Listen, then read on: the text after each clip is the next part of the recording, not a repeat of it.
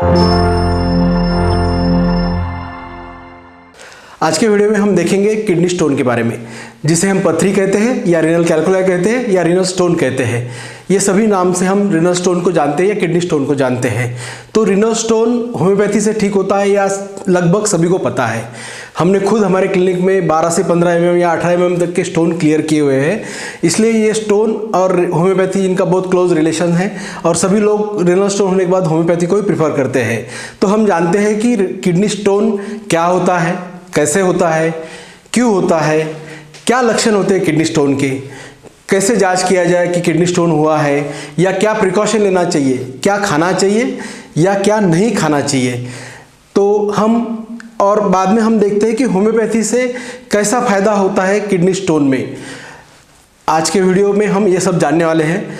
अगर आपने मेरा चैनल सब्सक्राइब नहीं किया हुआ है तो प्लीज़ आप मेरे चैनल को सब्सक्राइब कीजिए, शेयर कीजिए और लाइक कीजिए और बेल की घंटी दबा दीजिए ताकि मेरे सब आने वाले वीडियो आपको पता चले।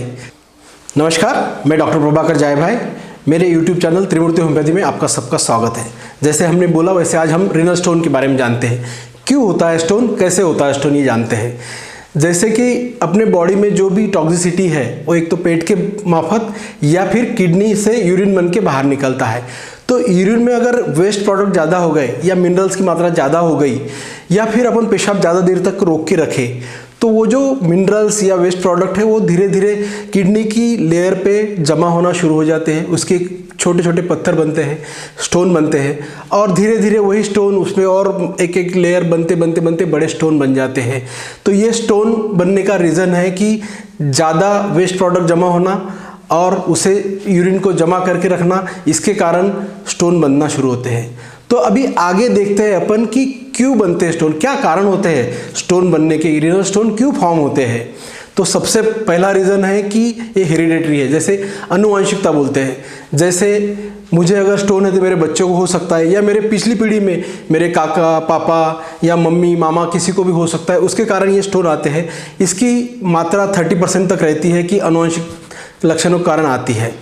और दूसरा सबसे महत्वपूर्ण रीज़न है स्टोन बनने का कि हम कम पानी पीते हैं। तो कम पानी पीने के कारण क्या होता है, यूरिन डाइल्यूट नहीं होता है, यूरिन में मिनरल्स का, वेस्ट प्रोडक्ट का ये जो मात्रा है वो हद से बढ़ जाता है तो जमा शुरू हो जाता है। तो ये जो वेस्ट प्रोडक्ट जमा होते हैं उसके कारण स्टोन बनना शुरू हो जाता है। और ये आजकल जो वर्किंग वुमेंस है वो पब्लिक टॉयलेट नहीं जाना चाहती, बाहर किसी भी टॉयलेट का यूज़ नहीं करना चाहती, तो वो कम मात्रा में पानी पीते हैं और यूरिन को बहुत देर तक रोक के रखते हैं। तो आजकल वर्किंग वुमेन में हमने देखा कि पेशाब का इन्फेक्शन और ये स्टोन बनने का बहुत ज़्यादा प्रमाण बढ़ गया है। इसके बाद हम देखते हैं कि हम जो खाते हैं, जो अपन फूड इंटेक लेते हैं, जो डाइट है अपना, इसके कारण सबसे ज़्यादा कारण है स्टोन बनने का।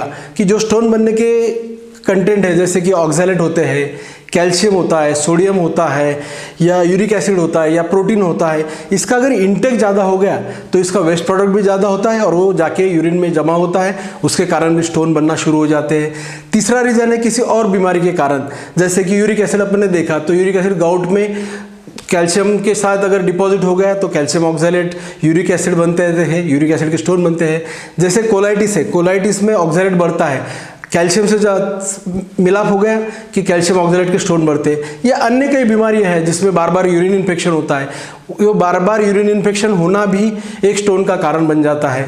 या फिर जो लोग ज़्यादा हीट में काम करते हैं, जहाँ पसीना ज़्यादा होता है या बहुत लेबरस काम करते हैं और पानी कम पीते हैं, ये लोगों में भी स्टोन ज़्यादा बनते हैं। तो ये सब कारण है स्टोन बनने के। या फिर हेरिडेटरी हो गया, पानी कम पीना हो गया, डाइट से हो गया, बाकी बीमारियां हो गया, बार बार यूटीआई होना या बहुत पसीने वाले जगह पे काम करना, ये सब कारणों की वजह से स्टोन बनते हैं।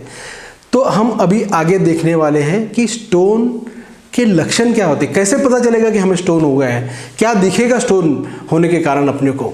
तो सबसे पहला लक्षण ये दिखता है कि दर्द, यानी कि पेन। ये पेन जो होता है ना, ये बहुत अनबियरेबल होता है, जिसके कारण डर जाते हैं स्टोन के पेशेंट। ये दर्द अनबियरेबल होता है। ये दर्द कैसे होगा, ये किडनी जो है अपनी दोनों अपने छाती के फेफड़े के नीचे होती है, दो साइड में दो किडनी होती है, उसके नीचे दो ट्यूब होती है जिसे यूरेटर कहते हैं, और जाके दोनों यूरेटर ब्लैडर को ज्वाइन हो जाते हैं और वहाँ से फिर यूरेथ्रा निकलता है। ये 4 पार्ट होते हैं एक्सक्रीटरी सिस्टम के, किडनी, यूरेटर, ब्लैडर और एक यूरेथ्रा। ये 4 जगह पे अलग अलग नाम से हम स्टोन के लक्षण को जानते हैं। किडनी में है तो नेफ्रोलिथियासिस बोलते हैं, तो रीनल पेन बोलते हैं। अगर वही स्टोन जाके अगर नली में अटक गया और वहाँ पे दर्द शुरू हो गया तो ये दर्द किडनी स्टोन के कारण सबसे ज़्यादा दर्द होता है यूरेटरी कोलिक, तो उसको यूरेटरी कोलिक बोलते हैं। या ब्लैडर में है, ब्लैडर में ज़्यादा पेन नहीं होता है मगर पेशाब रुकता है उसके कारण दर्द हो जाता है, या पेशाब कंप्लीटली रुक सकता है उसके कारण दर्द होता है। या फिर जो नली अपने पेशाब को बाहर निकलती है ब्लैडर से, जिसे यूरेथ्रा बोलते हैं, वहाँ जाके अटका तो बहुत भयावह पेन होता है, इसके कारण डायरेक्ट इमरजेंसी में हॉस्पिटल जाना पड़ता है। तो ये दर्द एक सबसे पहला लक्षण है जिसके कारण अपने को पता चलता है कि स्टोन है।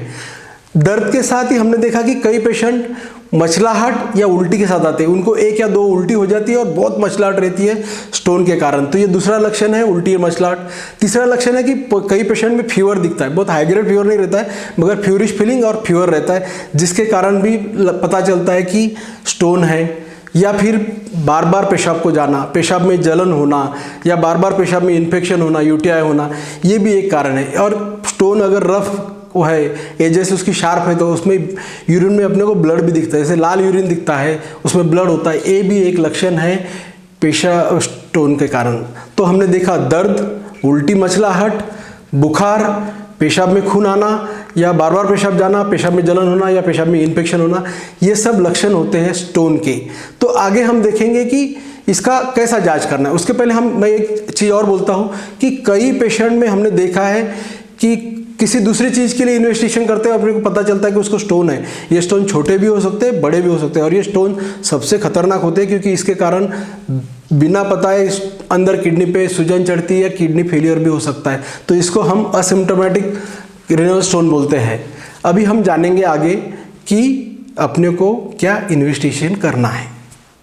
इन्वेस्टिगेशन में जैसे सबसे पहले हम करते हैं एक्सरे क्यूबी, मतलब एक्सरे में किडनी, यूरेटर और ब्लैडर इसमें देखते हैं, तो उसमें बहुत सारे स्टोन पता चल जाते हैं। दूसरा इन्वेस्टिगेशन है सोनोग्राफी, जिसमें हमको स्टोन तो दिखता ही है, स्टोन की साइज़ भी समझती है, लोकेशन भी समझता है, और स्टोन के कारण अगर यूरेटर पे मतलब पीछे नली पे कुछ सूजन आ रहा है या किडनी पे सूजन आ रहा है वो भी हमें सोनोग्राफी में समझ जाएगा। तीसरा है रेयरली जो हम करते हैं इन्वेस्टिगेशन, वो सीटी एब्डोमेन या सीटी केयूबी है। उसमें अगर सोनोग्राफी में और एक्सरे में नहीं दिखा तो सीटी एब्डोमेन में अपने को समझ में आता है। तीसरा करना है हमें ब्लड इन्वेस्टिगेशन, जिसके कारण हमें समझेगा कि किडनी पे इफेक्ट है क्या, क्रिएटिन कितना है, या फिर कैल्शियम की मात्रा क्या है, या यूरिक एसिड कितना है, या फिर शुगर भी हम देख लेते हैं स्टोन के इन्वेस्टिगेशन में। और सबसे इम्पॉर्टेंट है सबसे यूरिन रूटीन जो करते हैं उसमें हमको समझ में आता है कि इसमें इन्फेक्शन है या नहीं है। अभी हमने देखा कि यूरिन स्टोन क्यों होता है, कैसे होता है, उसके क्या कारण है, उसके क्या लक्षण हैं, क्या इन्वेस्टिगेशन करना है। अभी मैं बताऊंगा आपको कि यूरिन स्टोन में क्या नहीं खाना चाहिए, क्या डाइट रेस्ट्रिक्शन करना चाहिए ताकि यूरिन स्टोन कम हो। मगर ये सब जानने के पहले मैं आपको बोलता हूँ, मैं जो भी बोलने वाला जो खाने का नहीं है वो पूरी मात्रा में कभी बंद ना करे, वो शरीर के लिए इम्पॉर्टेंट है, इसलिए उसको सिर्फ कम मात्रा में खाए। जो एक्सेस में खा रहे हैं उसको कम करे, पूरी तरह से बंद ना करे। जैसे कि ऑक्जेलेट, कैल्शियम ऑक्जेलेट के मैक्सिमम मात्रा में स्टोन होते हैं, तो ये ऑक्जेलेट टमाटो अगर खाते हैं अपन एक्सेस में तो उसमें भी ऑक्जेलेट होता है, उसके कारण स्टोन बनता है। ये जो ग्रीन वेजिटेबल्स होते हैं जिसमें जैसे स्पिनच है, पालक है या फिर मेथी है, इसमें भी ऑक्जेलेट होता है। ऑक्जेलेट और कॉफ़ी के जो और बाकी जो प्रोडक्ट है या फिर चॉकलेट है, इसमें भी ऑक्जेलेट होता है। तो ये सब चीज़ें हमने कम खाना चाहिए, जैसे टोमेटो, पालक, कॉफ़ी, टी या फिर चॉकलेट्स, ये कम खाओ। जैसे ऑक्जेलेट का देखा वैसे मैं बोलता हूँ कि कैल्शियम के कारण भी बहुत सारे स्टोन बनते हैं, सब ज़्यादा मात्रा में बनते हैं। तो सबसे अच्छा सोर्स कैल्शियम का मिल्क होता है, तो उसको थोड़ा रिस्ट्रिक्ट करना चाहिए, मगर मिल्क को बंद नहीं करना चाहिए। 1 से 2 ग्लास रोज दूध पी सकते हैं आप, क्योंकि कैल्शियम बॉडी के लिए बहुत इंपॉर्टेंट है, मगर एक्सेस मात्रा में मिल्क या मिल्क प्रोडक्ट ना ले। जैसे पनीर हो गया, कर्ड हो गया, डेयरी प्रोडक्ट हो गए, वो सब कम खाओ, बंद ना करो। सोडियम जैसे नमक ज़्यादा मात्रा में लेंगे तो स्टोन बनेगा, या फिर कोल्ड ड्रिंक, उसमें भी बहुत सारा नमक होता है, उसको एकदम से रिस्ट्रिक्ट कर दीजिए। जंक फूड, उसमें भी बहुत सारा सॉल्ट होता है, उसको भी बंद कर दीजिए। और एक इम्पॉर्टेंट जो स्टोन बनने का ये है प्रोटीन, जैसे एनिमल प्रोटीन होता है। एनिमल प्रोटीन, अब जैसे अपन मीट खाते हैं या चिकन खाते हैं या फिश खाते हैं, ये खाते हैं, तो ये जो एक्सेस मात्रा में खाते हैं तो इसका एक्सेस में प्रोटीन निकलता है यूरिन से, तो वो सबसे ज़्यादा मात्रा में स्टोन बनने के लिए कारण होता है, तो उसको अवॉइड कीजिए। तो ये सब ना खाए या कम खाए, बराबर। तो क्या खाना चाहिए जिससे स्टोन ना बने, ये भी मैं आपको बताने जा रहा हूँ अभी। तो क्या खाना चाहिए, सबसे इंपॉर्टेंट है कि पानी पियो, खाना नहीं, मगर पानी ज़्यादा पियो, जाके कम से कम 3 से 4 लीटर तक पानी पीना है। अगर कौन सा वेदर है, कितना पानी पीना है, इसके लिए अपन ने एक ही चीज़ देखना चाहिए कि कितना सफिशिएंट पानी है, ताकि अपनी पेशाब सफ़ेद रहे, उतना पानी अपन ने पीना चाहिए। खाने में ककड़ी खाओ, प्याज खाओ, पत्ता गोभी खाओ, मटर खाओ, गाजर खाओ, कद्दू खाओ, मूली खाओ, ये सब खाने से स्टोन कम फॉर्म होते हैं। और फ्रूट्स में से तरबूज हो गया, खरबूज हो गया, मस्कमेलन, केला, अंगूर, पपाया, नारियल पानी बहुत ज़्यादा मात्रा में पियो ताकि स्टोन ना बने। जैसे सिट्रस फूड होते हैं, जैसे कि नींबू हो गया, संतरा हो गया, मौसम्बी हो गया, ये पियो या इसके जूस पियो, जिससे स्टोन कम बनेंगे। और सबसे इम्पॉर्टेंट चीज़ एक है हॉर्स ग्रेन, जिसे हम कुल्थी दाल बोलते हैं। ये अगर रात भर पानी में भिगा के रखे और वो पानी अगर सुबह पी ले, उसके कारण भी अपने स्टोन कम फॉर्म होते हैं। या रात भर नहीं भिगा के रखना है, इसको अगर बॉईल करे हॉर्स ग्रेन को और वो पानी अपन पिए, तो इससे भी स्टोन फॉर्म होने में बहुत कम फॉर्म होते हैं। इसको एंटी किडनी स्टोन भी बोला जाता है, हॉर्स ग्रेन को, कुल्थी दाल को। तो ये खाने में बढ़ाओ ताकि आपको स्टोन कम फॉर्म हो। क्या प्रिकॉशन लेते हैं अपन स्टोन नहीं फॉर्म? पानी ज़्यादा पियो, रेगुलर एक्सरसाइज करो, पर्याप्त मात्रा में नींद लो और जूसेस का इंटेक बढ़ाओ। ये सब जरूरी है अपने स्टोन की प्रिकॉशन में।